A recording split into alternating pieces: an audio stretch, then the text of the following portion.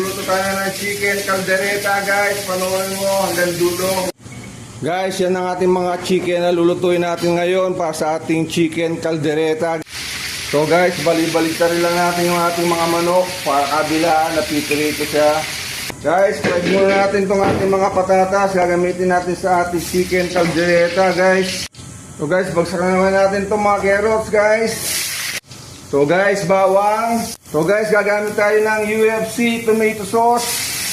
Tapos itong pinagbabara ng ating manok kanina, pinagsingkot siya natin guys. Siya pong lalagay natin pang sabaw. Pinilito natin manok. Ulog na natin guys, marami yan. So guys, patis. So guys, giginisa yan para mas masarap yung ating kalderetang manok. Ito guys, liver spread. Guys, kumukulo na po yung ating chicken caldereta guys. Malapit na maluto po yan. Kung masarap na po guys.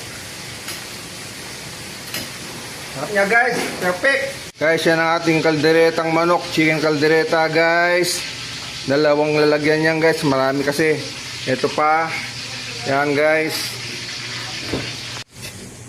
Yan guys, gagad-gana natin ng keso sa ibabaw. Grate natin ang keso. Sa ibabaw yung ating chicken caldereta guys. Yan guys. A few moments later. Sa bawat araw na pumapasok, hawak ko'y kawalit sandok, init ay dumadampi sa pisngi. Pawis ko'y tumulo, lola.